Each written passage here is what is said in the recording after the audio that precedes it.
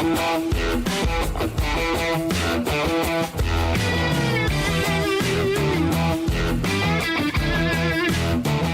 a very different coast-to-coast podcast, of course. We're in all parts of the metropolitan area. Some are on golf courses, other at work, and others are locked down at home. We're just following the COVID protocols. Oscar Allen, how are you coping with the COVID protocols that have been placed on sporting clubs and in particular our West Coast Eagles? Yeah, it's been an interesting week, I suppose. Probably the night before the game, we were made aware of the likely lockdown and the protocols that will follow, but knock on wood, so far so good, and there hasn't been too many cases in the community spread. So far it's actually gone pretty well. Hammer, what about you, mate? I can see you're outside at the moment. Yeah, well, I'm lucky enough to be allowed outside. No, it was a pretty cruisy weekend, mate. We got the call on, when was it? Friday, that we were going to be locking down, and my girlfriend was back, so it was pretty handy. Just sort of stayed inside and had a lot of university to catch up on. So unfortunately wasn't allowed to play waffle footy, so I had the weekend off, feeling a bit fresh, but a bit, 3 days isn't too bad, I don't think. Just sort of get over it, get it done with, and then you move on. Can imagine a lot going on in that house. Speaking of moving on, we don't want to harp too much about what happened in Geelong, Oscar, but it'd be remiss of us not to talk about it. It was a really, really tough trip, a tough watch, but I imagine it was pretty tough to play in. Yeah, it was. It was a really disappointing performance from the team down. I don't think we obviously didn't bring the effort that was required to play AFL footy, and really got showed up on their home turf. And pretty disappointingly, it's something which we haven't played well away from home yet. We haven't had a win away from home yet. So it's definitely something we're reviewing pretty heavily and trying to rectify in the next coming weeks or so. Yeah, it was a bit of a tough game to watch. I tuned in and the first quarter was great. And then I just, it wasn't sure what sort of happened from there. The wheels sort of fell off. But a week's a long time in footy. You got to park that one and move on pretty quick, Oz. Yeah, absolutely. We certainly do. Now, can I just, in regards to moving on, I spoke to Adam Simpson in the Ask Simo segment, of course, which you can get on our socials. He said he had to be stern this week, Oscar. Can you give a player's insight into how stern the coach was and how stern the players have been on each other after a performance like that? Yeah, it starts from the top down with these kind of reviews. And it's important, and Simo's always been this way. He doesn't pull his punches. He doesn't just do drive-bys. If there's something he needs to say, that needs to be said, he does say it. And he is pretty direct in front of the whole group.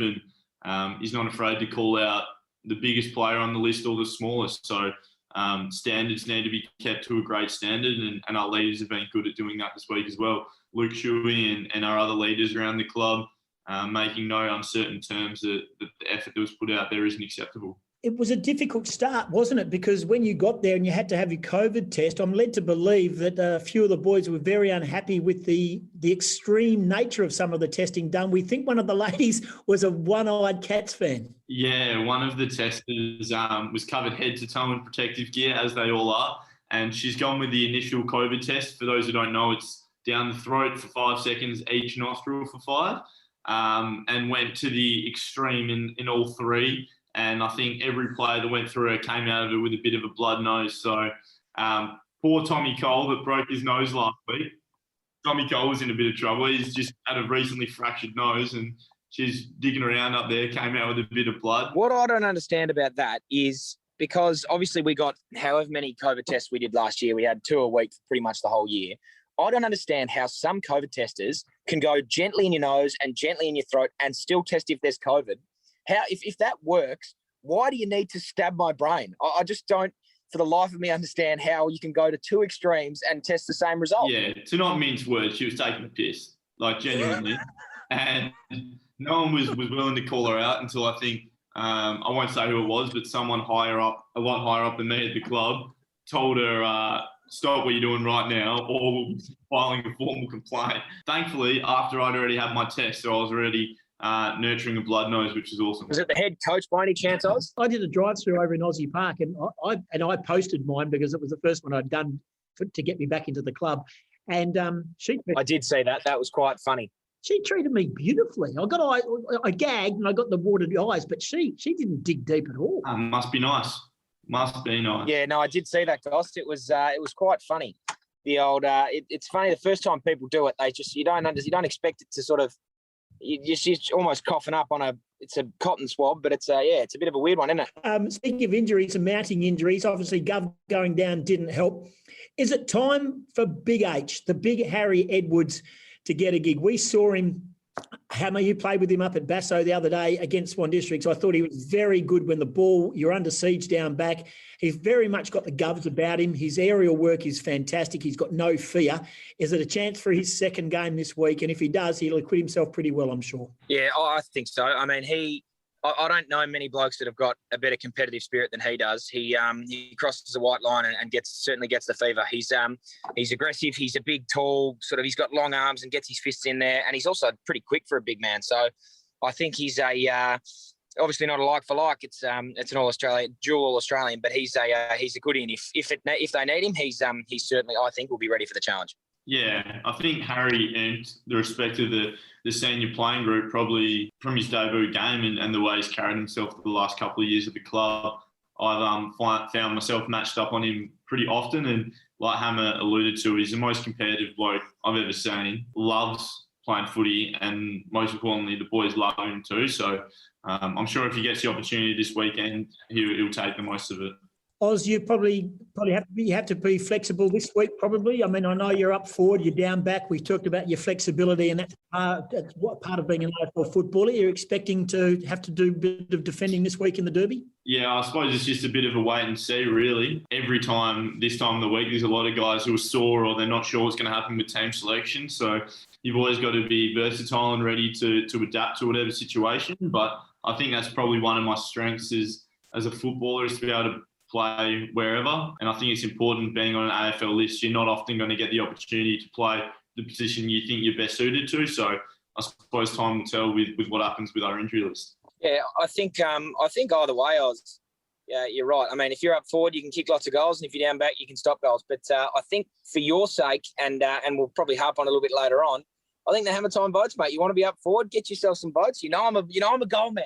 I reward sausages. So you'll hopefully you can try, and if you're playing down back, hopefully you can just sneak up the ground a little bit and get on the end one. Yeah, in a tell-all, if I'm playing down back, Lockie Henderson style, I'll be running the field and trying to get a couple snags. Yeah, say no more. All righty, so we've still got those to come. We've got the Hammer Time votes, of which Oscar Allen is our current leader. In fact, I think he's on 6 votes, isn't he, Hammer? Yeah, he is certainly the leader at the moment. I think there's 4 votes. You're 2 votes clear, I think, Ozzy. There you go. All righty, we'll find out more. What about a bomb, torpedo bomb? Mitch Duncan, just to make matters worse, at halftime, the big Tory bizarrely was overturned. The original call was touched, was overturned. I find that staggering, to be brutally honest with you. But, boys, when was the last time you pulled off a torpedo bomb of that length? In training, before a game. I can't remember the last time I've had a crack at one in game. I mean, I'm not the greatest kick at the best of times. And so if I was to pull out a Tory, I think I would be, I think my 3 years on a list might have been an abrupt 2. But, I don't know about you, Oz. Yeah, I actually got a chance, to be able, so first things first, to be able to have a Tory, you've got to have the perfect situation where there's no pressure on you whatsoever. And, it's a green light. Oh, absolutely. You can't just do a Tory for the sake of it. So St Kilda. Yes. After the siren, quarter time, I actually had an opportunity, and the man on the mark was standing on the centre square line. So I probably would have let go from about 60, and I actually made the distance, but I've just put it 20 metres to the left into the grandstand. So the distance not a problem, but disappointing. But accuracy definitely can be worked on. Yeah, excellent stuff. I mean, it does need to be perfect. You almost, I don't know. I remember Jaden Stevenson did one a couple of years ago where it was 3 minutes to go in the game and he kicked one. But I mean, unless you're 50 points up or unless you're on the siren, you just don't torp. No. I mean, Mitch Robinson did one actually on the weekend to Joe Danaher out of full back or out of the halfback flank, a bit like Dusty did the other day. But having a proper shot on goal for a torpy, you just don't. It needs to be the perfect storm. Yeah, you got to have a bit of confidence about you to take a Tory if it's not in the exact perfect situation. And unfortunately, I don't think I've got the licence. I don't think many blokes do. No. 10-goal quarter does that for you. So Mitch Duncan, and also a couple of 100 games, premierships under your belt. He's probably got the runs on the board. Yes. So you had the weekend off, Hammer. Yep. We had the weekend off. The all game was put on ice. You would have played Subiaco. Yes. What did you guys do? What did the Waffle Boys do, albeit we're in lockdown? Well, yeah, we were allowed to So obviously with the government rules, we're allowed to go out and train for about an hour with doing some vigorous exercise. So we had a run and some stuff to do. So the boys went out and did that in pairs, had a little kick around. But the week off, which, I mean, it was a bit annoying. The boys were pretty prepped and ready to go with 0-3. So we desperately want to get a win on the board. But we'll hopefully try and catch that game up a bit down the line. And if all things go well this week, we'll be back out there against Peel on the weekend. So hopefully it's just a minor speed bump in the season, but we can get back on track pretty soon. All righty. It comes to that time. It is the hammer time votes. And we've talked about how difficult it is to give votes in a loss, even more so when it was such a big loss. Hammer, the floor is yours. Yeah, well, welcome, obviously. It was a tough day for the vote getters. It was pretty much picking the best of a pretty sorry bunch, unfortunately, to say, Oz, to the boys. But if I had to do it, we'll go to 1, 2, 3. And I don't have the leaderboard on me because it's not in my little black book. But the one vote for me goes to Jack Darling, I thought.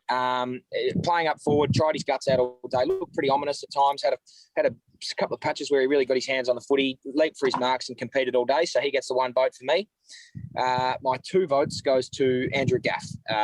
A hard-working midfielder, got a bit of the footy, and of a pretty sorry bunch. He worked hard, runs really hard, and got the footy. And then my 3 votes, and this I'm going to have to do a bit of explaining on this one. My 3 votes goes to Tom Barrass. Now I understand we lost by 98 points, or 97 points, but I think they had 60 inside 50s, and he kept Tom Hawkins kicked 3 goals. And if you're a fullback and you're trying your guts out all day and you have that many repeat entries, I think he tried his hardest and did a pretty commendable job, albeit in a 97-point loss. So a tough one to pick votes because there wasn't many standouts, but that's 3, 2, 1. Darling, Gaff, Barrass. Today, Ozzy, what are your thoughts on them? Yeah, agree with all of them. I think particularly TV, just to touch on that, and we spoke last week on leadership, and Ross Glendenning was a big one talking about who do you think the future leaders are. Yes. That was a leadership type game from Tom Barrass, backs against the wall, and if you just look at the stats, you may be not thinking he had a tremendous game, but his spirit and energy for the side, it was never wavering, and that's what you need from a leader. All righty, so that I don't know how that affects the leaderboard, but I reckon that might put Tommy on the dais after half a dozen rounds. That's still our man. Yes, well, Tommy's also on the 6, I think, now. He had 3 votes against. Who did we give him 3 votes against? He's definitely had 2-3 voters, so he's on par with you, I think, now, Oz. Concern. Now, I don't know if you guys follow Useless AFL Stats on Facebook, but they're very bullish about, they've got these stats about turning things around. And I want to take you back to 2000, where we lost to Geelong by 81 points. And then the following week, won the Derby by 117 points. So a Geelong loss, followed by a Derby, was a 198-point turnaround, the biggest in club history and one of the biggest in the AFL. You'll find that on the Useless AFL Stats. Oscar, does that give you any heart? Great page, the Useless AFL Stats, isn't it? Yeah, I'll tell you what, that gives me some hope for the weekend. Either way, I think we're pretty confident going into the Derby. We know it's going to be a good challenge, and Freo are in really good form at the moment. But we know what we showed on the weekend was nowhere near our best. And at times this season, our best has been up there with one of the best teams in the comp. It's just about a bit more consistency for us and maintaining that effort and competitiveness when things aren't going our way. Can I ask you, in regards to bouncing back, Hammer, what's the biggest thumping you got in maybe even junior footy or in VFL footy, under 18s? And what's the biggest thumping that you've got that you've bounced back the following week? And how hard is it? The biggest thumping that I've ever got, I was junior footy playing under 13s and lost a game 150-0. So that's probably the biggest thumping that I've ever got. We didn't actually win a game that year, so I didn't technically bounce back. I think probably for us, though, the biggest turnaround we've had was in the Waffle Eagles in 2019. We lost 5 in a row, I think. And then we played a game against East Freo and we won by about 80 points. So that was probably the biggest turnaround. In that game, we did have Barrass and Nick Nat and all those boys come back and play for us. So that was pretty handy. But I can remember a couple of big thumpings, but in terms of massive turnarounds, the East Freo game in 19 was probably the biggest turnaround for us. What about you, Oz? My West Perth Colts team was similar to Hammers under 13, so I didn't win many games. I think I was there for 3 years, and I believe we won 4 games of footy. And our biggest turnaround was we actually played Claremont, and Claremont over that time were a dominant side. They had Sam Petrescu-Seaton, obviously Jakey Waterman. They had a really good list. And I was playing centre-half back on Jake Waterman, and Jake kicked 5 and had 35 on me, which was a good introduction as a 16-year-old to college footy. Yeah, good luck. Yeah, I think we lost by 150 points. So that was fun. Gee whiz. And I think the coach realised maybe we give him a crack up forward next week. And yeah, maybe he's not cut out to be a fullback. Yeah, and we played Perth, and they were the second top team after Claremont, and we actually played pretty well. Only lost by 10 goals. So, I mean, it's an 80-point turnaround. 80-point turnaround, you take that. Yeah, you take them. Take them when you can. I'll lever myself into this, and it wasn't as a player, but I was helping out Christchurch Year 10s on a Saturday morning, and we were playing against Hale, and we were down by 120 odd points at 3/4 time, and I had to go and commentate the footy for radio. I threw an extra on. We played with 19 in the last quarter, and someone said, "You can't do that." And I said, "What are they going to do? Wipe our score?" We hadn't scored, and wipe your score, and we still didn't score. Gee whiz. Found the extra on the field. Where'd you play him, in the half forward flank or forward pocket or something? Just isolated from the game. Anyway, okay. So just in summary, Oscar, you're basically telling now the listeners to Coast that you're expecting a bounce back against Fremantle. It is our home game. Crowds should be there. Going to be a wonderful atmosphere, and you're meeting Fremantle at their best after a big win at home last week against North Melbourne. Yeah, I think after every performance like that, you expect a bounce back, and I'm sure we will provide one. As you just alluded to, we're really excited about there hopefully being crowds there. And they make a huge difference for us at home. And at the moment, the thing that we're trying to utilise is playing well away from home, and we don't have that support. But we always are up for a derby, as we should be up for a game every week, and really excited for the challenge that's ahead of us. I think Freo have won 3 in a row, and they're playing some really good footy. Yeah, Freo are playing very well at the moment. I mean, it's a really good opportunity to bounce back, but also to assert a little bit of dominance over West, because I think for the first time in a while, there's there might be a little question mark around who's the better team. So fingers crossed the boys can step out there and stamp a bit of authority back. Hammer, yes. Quick question. Do you know the betting markets for this weekend? Obviously not able to bet on AFL footy, but you know who it's a favourite? Because I actually think this should be the first time in a long time that Freo might be favourite. Helped by your brother. Yeah, I think so. When I do my tipping, it gives me the odds. I did my tipping the other day, and I think we were just over $2. Really? Just under, I think. No. I think no. Wrong? We've got to completely. It is unbelievable. Straight after the game, the markets were released after we lost and they won, and they were, and gamble responsibly. We were $1.56 and they were $2.50. Gee whiz. Righto. Well, must have been thinking about the wrong game, but that's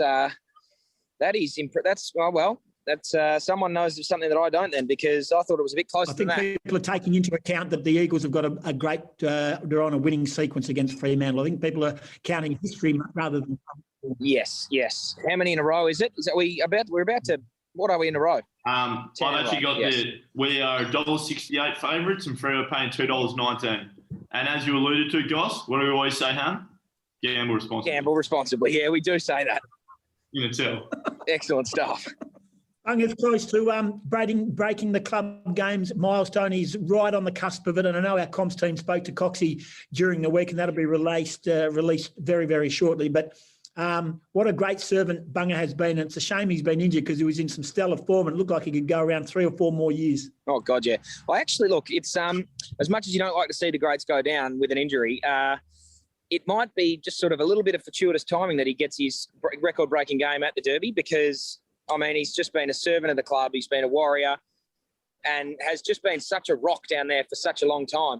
I mean, I remember before I even got drafted, I would watch the West Coast and you'd see this bloke who looked like he was 50 just dominating the game and never really missing a beat. So I'm very excited to see him break the record this week. A very, very deserving player and a tremendous fella. Ozzy, what do you reckon? Yeah, all-time legend. I think when it's all said and done, he'll go down as one of the greatest players of our football club, our great football club. I wouldn't be surprised if he's the first player to reach 300 games later this year. Knock on wood. And yeah, knock on wood. And as you said, no more fitting game than a Derby, where I think he's got 3 or 4 Glendenning Allen medals. Yeah, named after your good self, Oz. Yeah, after myself. So I wouldn't be surprised if the big fella comes out and wins a 4th. I mean, huge. It'd be unheard of, but it can happen. Watch this space. Watch this space. Anything can happen. Hey, nice work, boys. Thanks for joining us on Coast to Coast under these COVID conditions, all very different. Hopefully we'll be back in the studio before much longer doing it. But I know the listeners still love hearing from you, Oscar, and every now and then they like hearing from you too, Hammer. So appreciate the work. Yeah, sorry about this, guys. But we'll be back in the studio, fingers crossed, next week. Yeah, we'll get it sorted for you. Oscar Allen and Hamish Brayshaw. This has been Coast to Coast. Thanks for listening. We do it again next week.